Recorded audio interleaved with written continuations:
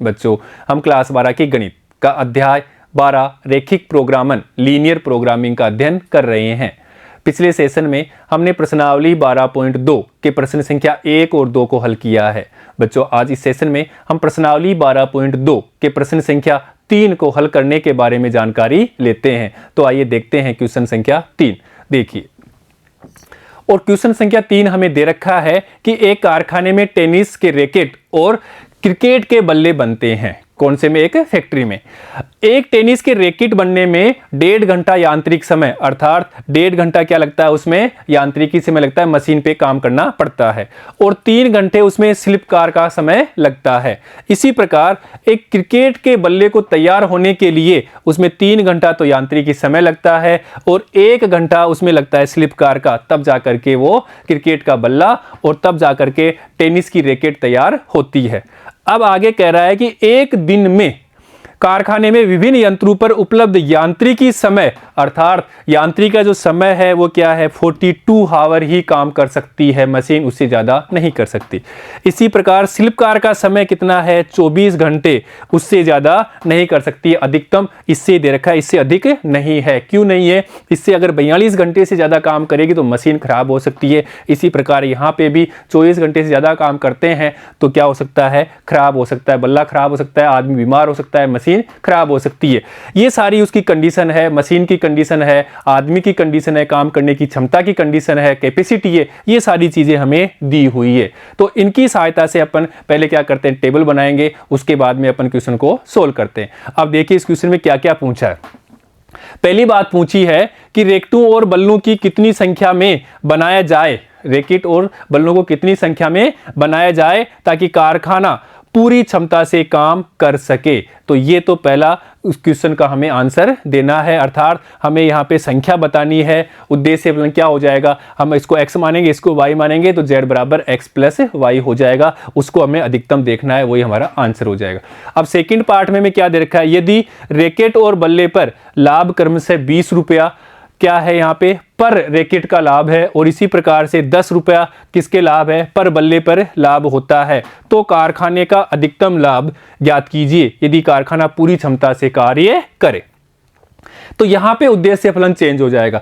हमने क्या रैकेटों की संख्या को x लेते हैं, इसकी संख्या को y लेते हैं, तो यहां पे क्या हो जाएगा? लाभ हो जाएगा 20x प्लस यहां पे 10y, अर्थात यहां पे उद्देश्य फलन हो जाएगा z बराबर 20x प्लस 10y। तो यहां पे हमें उद्देश्य फलन अलग होगा और यहां पे हमारा उद्देश्य फलन अलग होगा। परंतु ध्यान रखने वाली बात यह है कि इन दोनों के लिए ही ये कंडीशन सेम है, अर्थात असमीकाय व्यवरोध सेम होगा, ओनली उद्देश्य फलन अलग अलग होगा। अर्थात x और y के मान तो दोनों में जो प्राप्त होंगे वो सेम ही होंगे, उद्देश्य फलन में हम रख देंगे तो अधिकतम मूल्य प्राप्त हो जाएगा और रैकेटों की संख्या प्राप्त हो जाएगी। तो देखिए इसको अपन सोल्व कर लेते हैं। देखिएगा,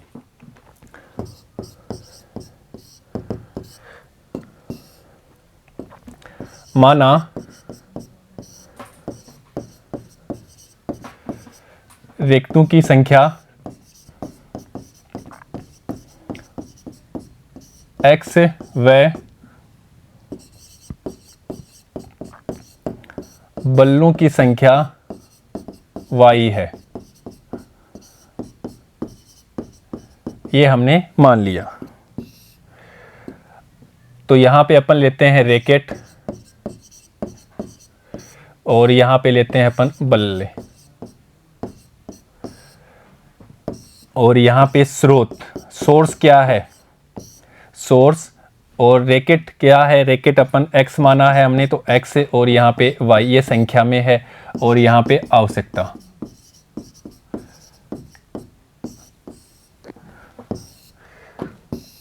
तो इस प्रकार से हमें एक टेबल तैयार करनी है और हर क्वेश्चन में तैयार करनी है ताकि हमें जल्दी हमारे असमीकाएं और समीकरण मिल जाएं और उद्देश्य फलन भी मिल जाए।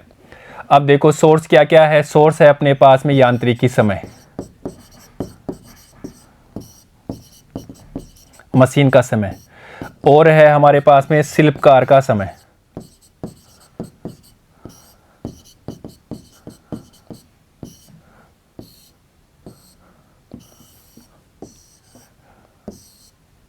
और ये जो वैल्यू दे रखी है हमें घंटे में दे रखी है, तो यहां पे भी घंटे में, यहां पे भी घंटे में। अब देखो अपन प्राप्त कर लेते हैं यांत्रिकी समय। रैकेट बनाने के लिए यांत्रिकी समय वो क्वेश्चन में दिया हुआ है कि टेनिस की रैकेट बनाने में यांत्रिकी समय 1.5 घंटा और 3 घंटा शिल्पकार का। तो ये चीज़ अपन अपने टेबल में लिख देते हैं यहाँ पे 1.5। ये क्या है, हावर्स में है। इसी प्रकार ये भी हावर्स में है। तो और शिल्पकार का 3 घंटा। इसी प्रकार से ये 1.5 घंटा 3 घंटा लिख दिया। अब क्रिकेट की बात कर लेते हैं। तो 3 घंटे यांत्रिकी समय और 1 घंटा शिल्पकार का। तो यहाँ पे भी लिख देते हैं 3 घंटा और 1 घंटा। अब आवश्यकता लिखते हैं। आवश्यकता के लिए देखो, एक दिन में तो ये जो हमने माना है एक दिन का ही माना है, एक्स रैकेटों की संख्या और वाई जो हमने बल्ले की संख्या है वो भी एक दिन का ही है। अब देखो, एक दिन में कारखाने विभिन्न यंत्रों पर उपलब्ध यांत्रिकी समय हमारे पास 42 घंटे हैं और शिल्पकार का समय 24 घंटे है। तो यहाँ लिख देते हैं अपन 42 हावर्स और यहाँ पे 24 हावर। अब देखिएगा उद्देश्य फलन। पहले क्वेश्चन के लिए पार्ट 1 के लिए तो z यहाँ पे लिए हमें अधिकतम बतानी है, संख्या ही बनाने, अर्थात x प्लस वाई। तो ये हो जाएगा x प्लस वाई। इसको हमें अधिकतम और न्यूनतमीकरण करना है, जो अधिकतम आएगा वही हमारा आंसर हो जाएगा। अब बात करते हैं असमीकाओं की व्यवरोध की। तो उसके लिए देखो, अर्थात एक रैकेट को बनाने के लिए क्या है, शिल्प का यांत्रिकी समय 1.5 घंटा है। तो x के लिए कितना हो जाएगा, तो 1.5x प्लस यहाँ पे 3 हावर एक का है तो y के लिए 3y और यहाँ पे है कितना है, 42 घंटे ही काम कर सकती है। अर्थात ये दोनों मिला करके अधिकतम कितना है, 42 हावर और उससे कम हो सकता है तो अपन लिख सकते हैं लेस देन इक्वल टू 42। अब व्यवहार रूप में समझो कि ये वैल्यू इससे जब क्या है, ये वैल्यू क्या हो सकती है, 42 के बराबर हो सकती है, 42 से ज़्यादा नहीं हो सकती है, ये कम हो सकती है। अर्थात हमने यहाँ पे कम लिखा, ये ज़्यादा लिखा। इससे ज़्यादा अगर ऐसे लिख देते, अर्थात इसका मतलब क्या था, इसका मतलब था कि ये वैल्यू ज़्यादा होगी और ज़्यादा किससे होगी, 42 से। परंतु यहाँ पे तो क्या है कि जो क्या है 42 हावर से क्या नहीं होना चाहिए, अधिक नहीं है। अगर ऐसा ले लेते हैं तो क्या हो जाएगा, गलत हो जाएगा। अब देखो इसी प्रकार यहां से देखो 3x plus Y less than equal to 24। तो ये अपने पास में व्यवरोध प्राप्त हो गए। ऋणोत्तर व्यवरोध भी x greater than equal to 0 होगा, y greater than equal to 0 होगा। या तो रैकेट की संख्या कुछ नहीं होगी तो 0, और कुछ होगी तो क्या 0 से ज़्यादा होगी, इसलिए हमने greater than equal to 0 greater than equal to 0 लिया है। अब कर लेते हैं समीकरण में बदलने के।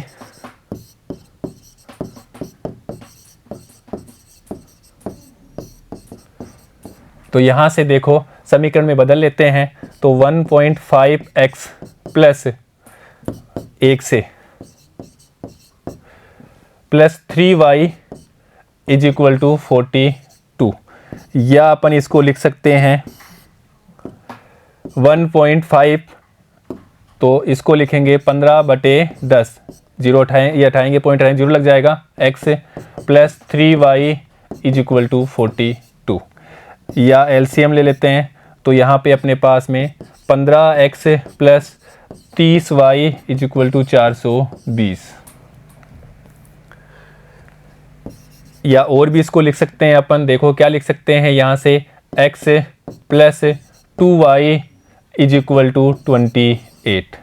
ये क्यों किया, 15 का भाग दे दिया दोनों तरफ, तो यहाँ पे x, यहाँ पे 2y और यहाँ पे 28। ये अपने पास में एक समीकरण प्राप्त हो गया। और यहीं से अपन x और y के मान ले लेते हैं। x बराबर 0 रखा तो ये 14 प्राप्त हो गया। इसी प्रकार से y का मान 0 रख लेते हैं तो x का मान 28 प्राप्त हो गया। अब बात करते हैं यहाँ से दूसरी वाली असमीका से, 3x plus Y is equal to 24। तो यहाँ लिख लेते हैं 2 से 3x plus Y is equal to 24। यहाँ पे देखो x y का मान, x बराबर 0 रखा तो 24। इसी प्रकार से y का 0 रखा तो यहाँ पे अपने पास में प्राप्त होगा 8।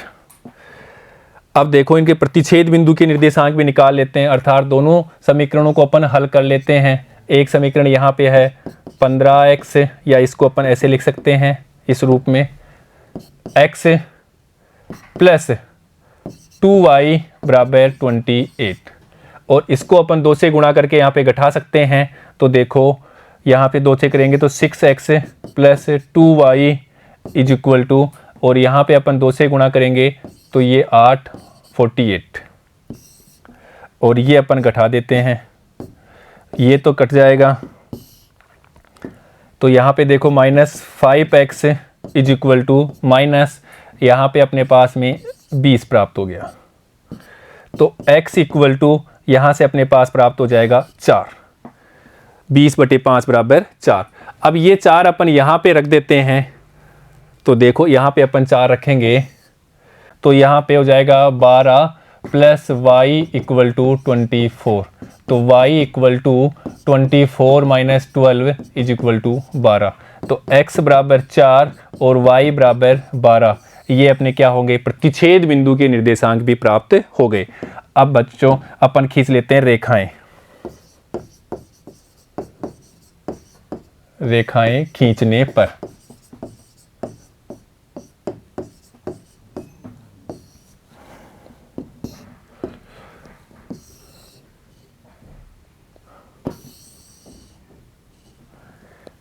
मूल बिंदु 0 0, x x dash, y y dash, यहाँ से अपन निर्देशांक ले लेते हैं। तो देखिए पहले अपन इस समीकरण के निर्देशांक ले लेते हैं, 0 14 और 28 0, 0 14 और 28 0। तो मान लेते हैं यहाँ पे हो जाएगा 0 14, और यहाँ पे हो गया अपना 28 0, और इनको अपन मिला देते हैं तो ये अपने पास में रेखा प्राप्त हो गई। ये रेखा अपने पास प्राप्त हो गई, x प्लस 2y बराबर 28, x प्लस 2y बराबर 28। अब देखिए यहाँ से अपन 0 24 और 8 0, 0 24 और 8 0। तो देखिए 0 24 यहाँ मान लेते हैं अपन 0 24 है, और यहाँ अपन मान लेते हैं 8 0 है, और इनको अपन मिला देते हैं तो ये अपने पास में प्राप्त हो जाएगी दूसरी रेखा। ये अपने पास में दूसरी रेखा प्राप्त हो गई।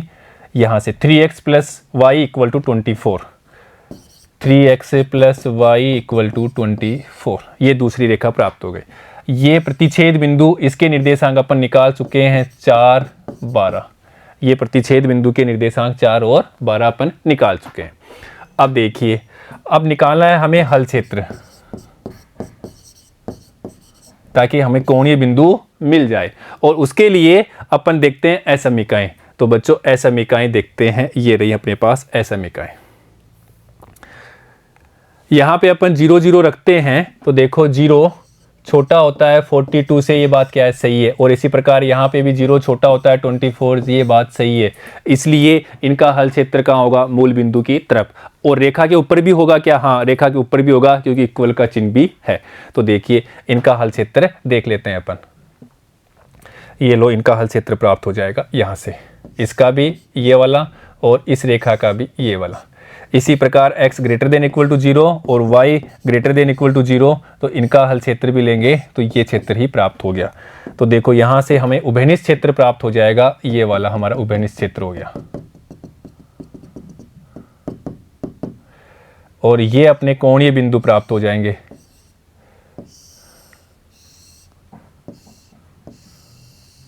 और ये क्षेत्र कैसा है, उभयनिष्ठ है। उभयनिष्ठ क्षेत्र परिबद्ध है।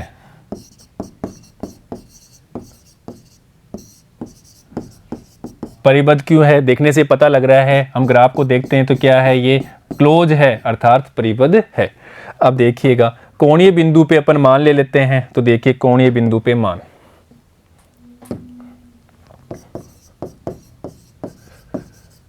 कोणीय बिंदु पर मान, ये ले लिया हमने कोणीय बिंदु,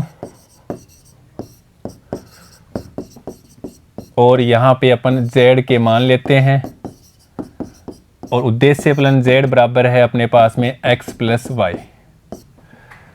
तो यहाँ से अपन मान ले लेंगे कोणीय बिंदु से z के। तो देखें कोणीय बिंदु यहाँ से प्राप्त करते हैं, ये 0, ये a, ये b और इसको c ले लेते हैं। तो यहाँ पे 0, मूल बिंदु पे 0 0 रहेगा, अर्थात z का मान 0 ही प्राप्त होगा। दूसरा कोणीय बिंदु लेते हैं a कोणीय बिंदु 8 0 पे है, तो x 8 y 0, तो z का मान 8। तीसरा कोणीय बिंदु लेते हैं b, ये b 4 12, तो यहाँ लिखते हैं x की जगह 4 और y की जगह 12, तो z का मान 4 + 12 16 प्राप्त हो जाएगा। इसी प्रकार नेक्स्ट कोणीय बिंदु देखते हैं, और नेक्स्ट कोणीय बिंदु अपने पास में है c, और c के निर्देशांक के लिए हमें ग्राफ देखना पड़ेगा 0 14, तो यहाँ लिखेंगे x 0 y 14, तो 0 + 14 ये हो जाए 14। अब यहाँ पे अपन देखते हैं अधिकतम मान, तो ये अधिकतम है, अर्थात z का अधिकतम मान कहाँ पे प्राप्त हो गया, बिंदु b पे 4 12 पे z का अधिकतम मान।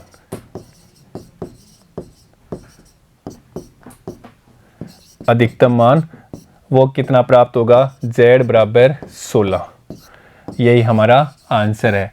अब देखो x क्या लिया था हमने, x बराबर लिया था रैकेट की संख्या, रैकेटों की संख्या, और x यहाँ पे क्या प्राप्त हुआ है 4, तो रैकेट की संख्या कितनी लेनी चाहिए 4। इसी प्रकार y हमने लिया था बल्लों की संख्या,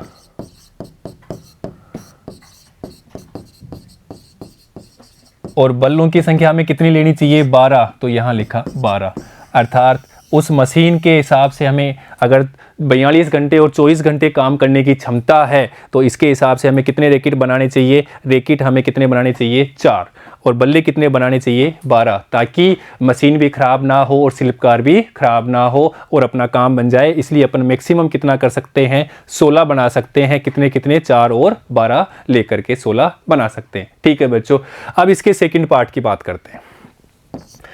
सेकंड पार्ट में हमें दिया है कि रैकेट और बल्लों का लाभ कितना है 20 रुपया, अर्थात रैकेट की संख्या को हमने क्या लिया था, रैकेट की संख्या x ली थी, x, और एक रैकेट में कितना लाभ है, एक रैकेट में लाभ वो है 20 रुपया, तो x रैकेट में लाभ कितना हो जाएगा 20x हो गया, सिंपल सी बात है। इसी प्रकार बल्लों की संख्या,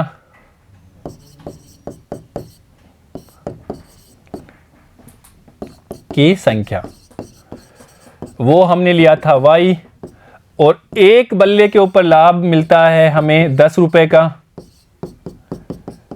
तो y बल्ले पे कितना मान मिलेगा, y बल्लू पे लाभ मिलेगा 10y का, तो कुल लाभ कितना हो गया दोनों का, दोनों का लाभ, दोनों का कुल लाभ।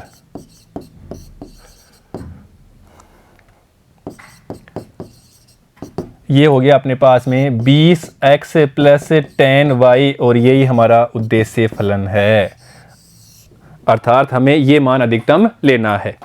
और x और y के मान के लिए अभी अपन यहाँ पे सोल्व कर चुके हैं, यहाँ पे अधिकतम है क्योंकि व्यवरोध में कोई चेंजमेंट नहीं है, ओनली उद्देश्य फलन में ही चेंज है, अर्थात व्यवरोध में चेंज नहीं है तो बिंदु यही आएंगे, ग्राफ भी यही बनेगा, व्यवरोध भी अपने पास यही होंगे, सब चीज़ें यही होगी, तो अधिकतम कहाँ पे होंगे, अधिकतम इसी बिंदु पे होंगे। तो देखिए 4 और 12 पे मान देख लेते हैं, इसलिए 4 12 पर अधिकतम मान